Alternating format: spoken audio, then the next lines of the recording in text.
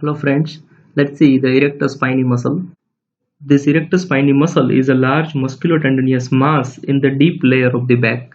When we see the back, when we reflect the skin and the superficial fascia as well as the deep fascia of the back, we can see the two superficial muscle. They are present in the layer number 1, and these two muscles are the trapezius muscle as well as the latissimus dorsi muscle. So here in this another figure, we can appreciate that this is the first layer muscle, this is the trapezius, and this one is the latissimus dorsi. When we reflect this both these layers, we can see the second layer muscles of the back, and this muscle we can appreciate on this right side, and we can see that this is the levator scapulae muscle, and these two are the rhomboideus muscle.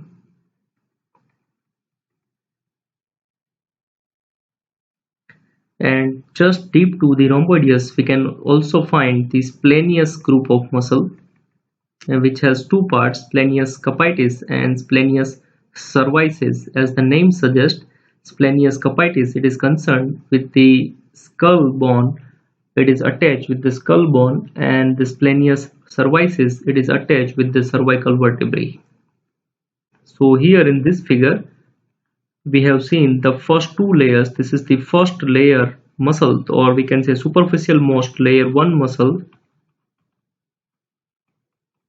of the back, while these muscles are the layer 2 muscles of the back.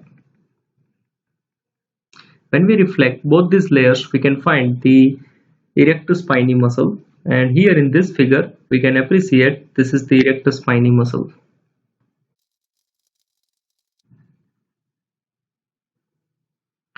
This erector spinae muscle, as we already say, it is a large musculotendinous mass.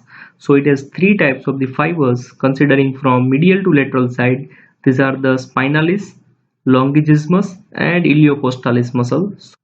So here in this figure, we can appreciate that this most medially situated muscle fibers, and these muscle fibers are the spinalis muscle, and this spinalis muscle having three parts according to their site of origin, and these parts include spinalis capitis, spinalis cervicis, and spinalis thoracis.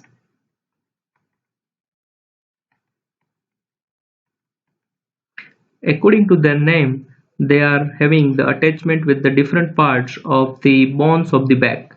As the spinalis capitis, it is attached with the skull bone. Spinalis cervicis, it is attached mainly with the cervical vertebrae, while the spinalis thoracis, it is attached with the thoracic skeleton.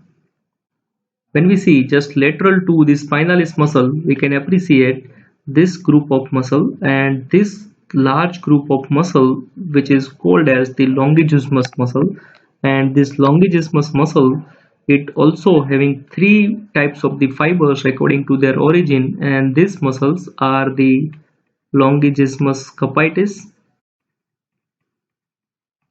longissimus cervicis, and longissimus thoracis.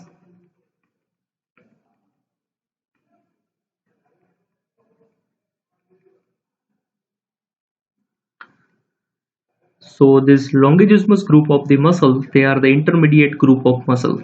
Now when we see just lateral to it, we can appreciate this group of muscle, and this is the most laterally situated, and this most laterally situated group of the muscle part of the erector spinae, it is called as the iliocostalis muscle, and according to their site of attachment, this iliocostalis, it also having three parts, that iliocostalis cervicis, iliocostalis thoracis,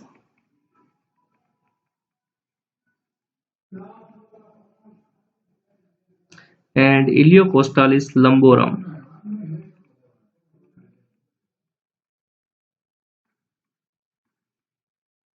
As this iliocostalis muscle, it is most laterally situated and it do not reach up to the skull bone. That's why the iliocostalis capitis part is absent, while one additional portion other than the spinalis and the longissimus, this iliocostalis having lumborum part, which is going to arise from the iliac crest as well as from the lumbar vertebrae. So according to the arrangement of the fibers of the erector spinae, it has three types of the fibers. These are the spinalis, longissimus as well as the iliocostalis, and the spinalis fibers or spinalis group of muscle having three types of the fibers. These are the spinalis capitis, spinalis cervicis and spinalis thoracis, and these are the most medially situated group of the muscle fibers of the erector spinae. Just intermediate to it, just lateral to the spinalis group of muscle, we find the longissimus group of muscle, which also having three types of the fibers named longissimus capitis, longissimus cervicis, and longissimus thoracis, and they are intermediate inside.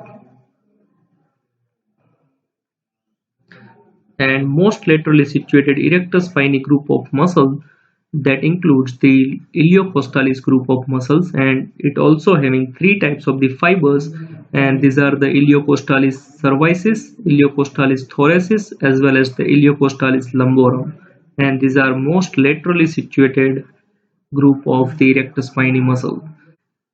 So this erector spinae, it is nothing but it is the collection of the group of the nine muscles which are named according to their site and the location within the back. Now let's see all the nine muscles one by one.